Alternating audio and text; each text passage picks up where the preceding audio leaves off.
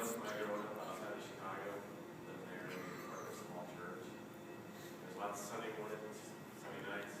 I think he took every opportunity to sing solos. Never had any problem doing that. In my mind, I can hear him singing that one. My dad, he was always one who's pretty quiet. Not a man of a lot of words, necessarily. But in everything, speaking for myself, and everything that I did, he was always encouraging. Wanted me to do the right thing. Wouldn't tell me what to do.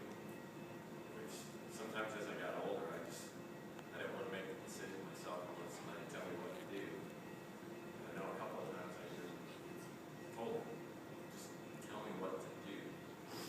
I don't know. You have to figure it out. But always encouraging, even if I did something wrong or whatever, he never came back to say anything bad. Never once heard him say anything negative in any way, shape, or form about my mom. He was always telling us that we need to make sure we need to be nice to her, help her out. Same thing with my brothers, no matter what's going on. Never once heard him say anything negative about them, anything bad about them. I think that was. I was thinking of some of the things that kind of person that he was. You can see from a lot of things. I think a lot of y'all here, friendship here, if you didn't know how much he loved the West, he used to love fishing, camping, doing things outdoors. That was a huge part of his life. I think he always loved a little bit of adventure. Back in Illinois, he went and got his private pilot's license. Some stories there where he flying, I don't know if he was doing it. Some things I know he did on purpose. But I think he always enjoyed a little adventure. Not breaking the rules, but maybe nothing else.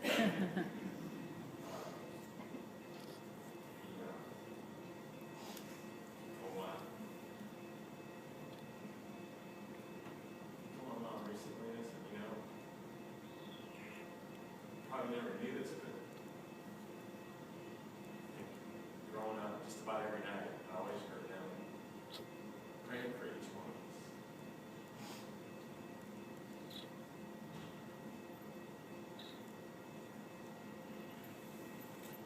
While growing up, I thought that was a little bit weird. As I got older, whenever my parents would say, we're praying for you, I knew it just wasn't something that they said. I knew it's exactly what they were doing. It's what they were doing. The older I got, the more that meant to me. And honestly, the more it encouraged me to do the same thing for my own children. I was going through his Bible there, and just so I would have it, took some pictures of some of the things he had written in there, just a couple of phrases that he put in there. I think one of the things he put in there was, I don't know where he got it from, but he said, he wrote down, any impossibility thinker can count the seeds in an apple, but only God can count the apples in a seed. And I think that's, looking at his life, we can look and we can see how maybe he impacted certain individuals, but we have no idea from God's perspective how many apples are in that seed, how many lives. He really did in his own quiet, reserved way. And one of the other things that he wrote down in there, and I think this was true of him, that he tried to live it out. He wrote down, we all practice what we believe. All the rest is just religious talk. And he didn't do a lot of religious talk, but he practiced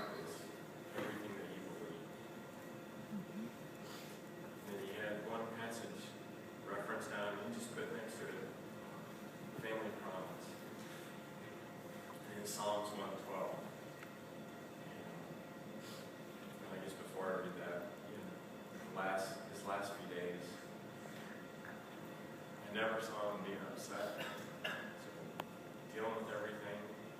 We're never heard him complain about it. Two artificial cuts, he never complained about getting them out, pain or anything like that he was in.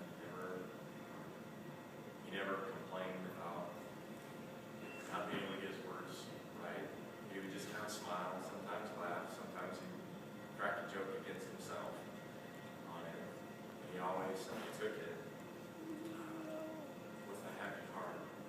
And as I was, this morning, as I was just flipping through one of his other Bibles, looking at different things he done, Proverbs 15:13 was one he had one. It says, merry heart makes a cheerful countenance. And then 17:20, Proverbs 17:22, it says a merry heart does good like medicine. And I think if he didn't have a merry heart, he would have passed a long time ago. And I think because he was happy. He was happy, and I think because of Christ living in him, the joy that comes from that, he had that happiness. And then just read Psalms 112, and the rest of you guys can get up here and cry. Psalms 112, it starts off, it says, praise the Lord. How blessed is the man who fears the Lord, who greatly delights in his commandments. His descendants will be mighty on the earth. The generation of the upright will be blessed. And I think we're all very much blessed because of it. He goes on to say, it is well with the man who is gracious in the limbs, for he will never be shaken, and the righteous will be remembered forever. I think he was very much a righteous man. I think that psalm speaks exactly who he is, legacy that he is.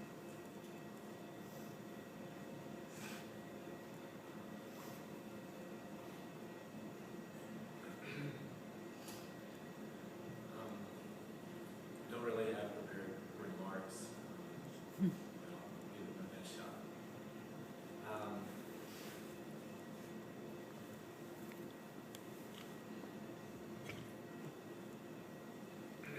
I had the privilege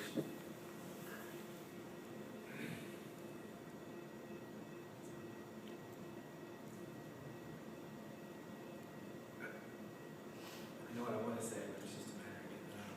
I had the privilege of helping to take care of my dad this past few years, past few months, and helping my mom. And I've had the privilege of meeting a lot of y'all and all the different lives that my dad touched.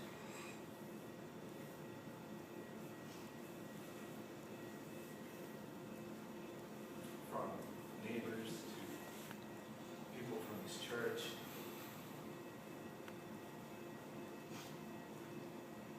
From talking to people on the phone that he knew from other places.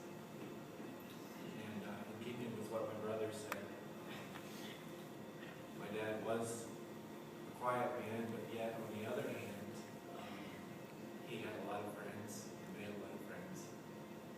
And he always seemed to leave a good impression on everyone from all walks of life. I also think about the legacy that my dad has left behind in just with us, his sons. My mom and dad would have been married 61 years this coming November. And I think about myself and my marriage, brothers and their marriages, and gosh, we're all at 20 years or longer, all of us.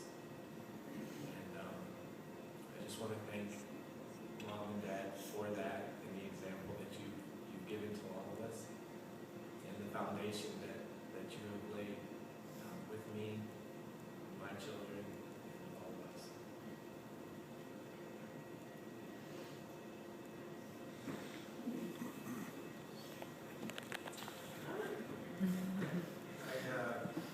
once again, I'm not, saying a whole lot. Very few words. We'll see how it goes. But I guess what I wanted to say was, I realized that, yes, this is a feeling. Yes, this is a feeling. It's a very sad time. I don't know how far it gets. But I've only got 3 Kleenexes, so when they run out, I'm done. But I realize it's a time of celebration. It's really hard to think of it that way, but it is. I can't speak for you guys, but we've had a lot of fun last night. Reliving things. Daniel claiming I lit on fire. I think I remember that. Bill with the lawnmower and the smart plug. I remember that. We were, boys are boys, so we thought it'd be fun to have Will grab the spark plug while we pulled. And nothing was happening. Something was wrong, so Tim asked. He got nailed. Just things like that have been so comforting to me anyway. Just the simple fact that I'm in a suit has caused quite a bit over the last day or so. So I'm looking at it that way, and I hope you all will too.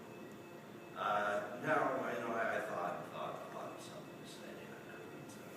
And I think God led me to check my email last night. Why, I don't know.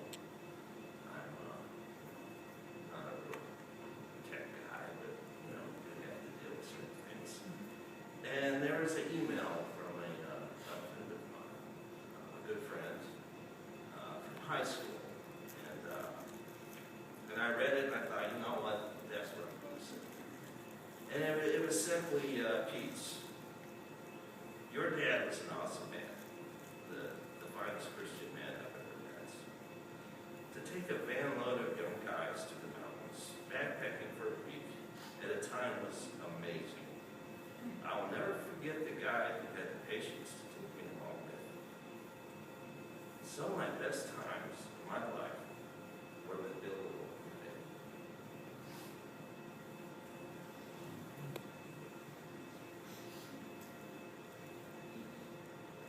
We did have some good times backpacking, and maybe that's why I like to do it. But certainly I was introduced to that type of thing, and I loved it. But I'm reminded, I remind myself that we are not without hope.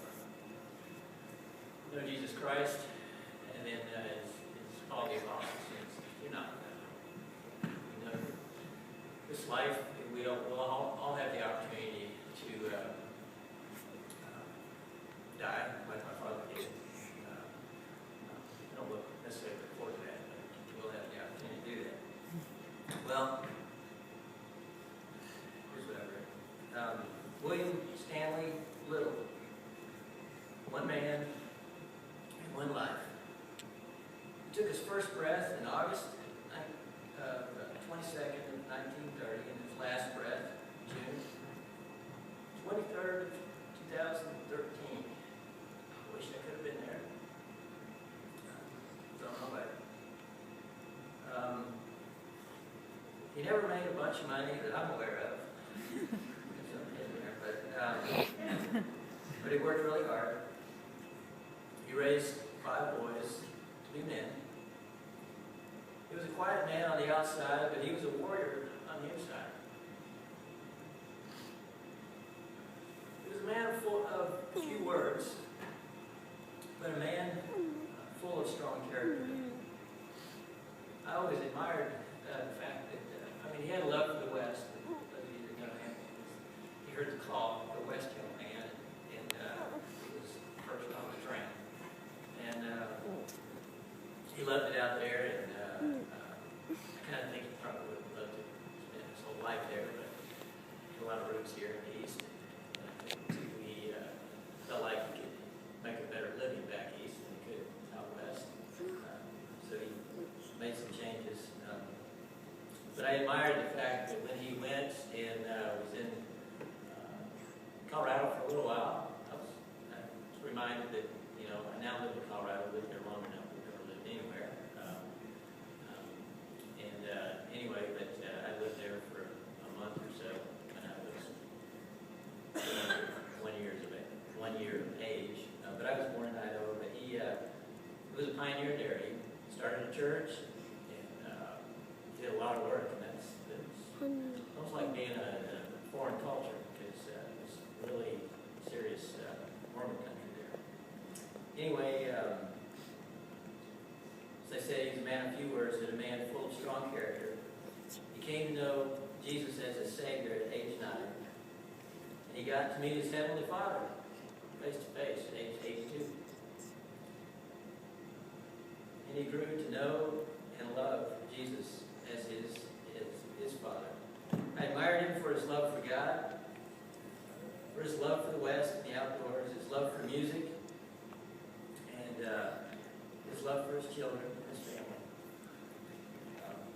You know, sometimes I think my dad struggles with, you know, am I making an impact? Am I significant? So I wrote this. I said, so Dad, I want you to know that I understand that you were. To many, maybe you weren't quite so significant, but those that knew you, you were vital. I remember a visit to Idaho that we took with my family, and we went back there. I want to show my birthplace. And so we went out, drove around, and we came to one of the houses, the last house we had lived there, and I was able to find it. I'd been there 30, 40 years. And I went to take a picture, and this guy out washing his car or something like that. I said, well, at least tell the guy, you know, not some kook, you know. So I told him, hey, I used to live here, and I just want to get a picture of the house. And he goes, well, you're not Bill Little's son, are you? I said, well, I am. Did you know Bill Little? And he was like, yeah, I bought the house from him. Whatever it was, 4 years ago or something like that. And he went on to say, you know, talk about him.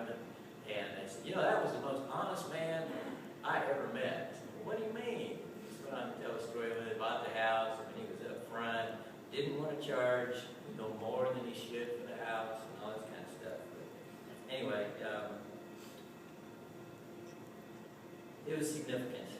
He was my father, but he was also a husband who loved his wife no matter what.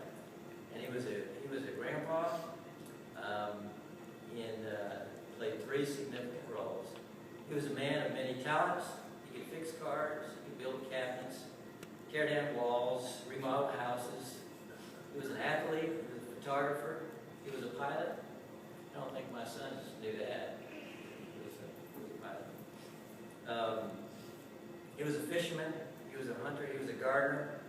He could hang ceilings, and one got set free with a slammed door. I remember. He could sing solos, loved to sing in the choir. He could build cabins in the basement. He was a barber, and he was an adventurer. I think he followed his dreams. He went west to blaze a trail and to share Christ with others. He was a financial counselor, a carpenter, an electrician, a plumber. He was an engineer, and a heck of an engineer from Georgia Tech. He was a pioneer in the nuclear field. He was a teacher, he was a pastor, he was a church planter, he was an instructor, and he was a Sunday school teacher. And he was my dad. He was my friend. To my dad, the man that I call Father, I love you, I'll miss you, I'm proud of you, and your legacy lives on through me.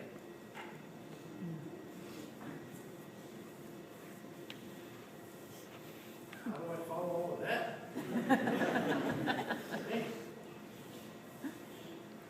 When I was flying out here, I decided I'd take time on the plane and write down what my dad meant to me. He taught me to love the outdoors, camping, fishing, hunting.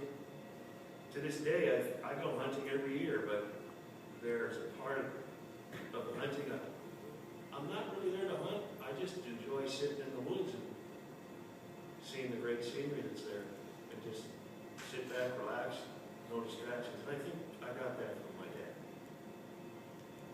patience. Because he had to be patient with me. I was not an easy young man to deal with. I'm all over the place. I still am. He taught me good work ethic, morals, principles, his faith. He taught me not to judge people because they were different. He taught me to stick to your beliefs. He always practiced what he taught us. He never wavered, and to this day I wish I was more like that. I'm working on it. I'm a work in progress. He always encouraged me in my endeavors. I don't think he always agreed with them, but he never discouraged me from them. He would listen to me vent about my frustrations in life, and he never judged. He helped me when I was struggling.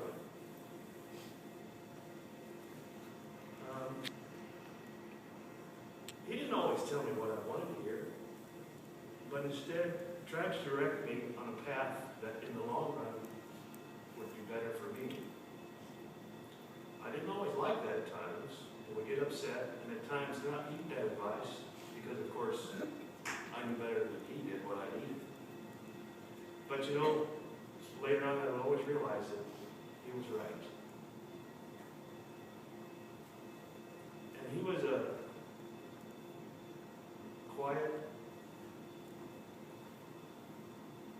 straight, he wasn't up here and down here. He was always the same. He had to think things through, and he adopted a son that would just jump in head first and figure it out later. And that had to drive him nuts. I know he drove me nuts because I'm like, come on, man, let's go, let's do it. No, I got to think it through. Sometimes we wouldn't do it. Sometimes we would. But in the end, he was always there for me no matter what. Dad and Mom adopted me and made me a part of a wonderful family for which I'm eternally thankful. Dad, thank you. I will miss you, and I'll see you on the other side.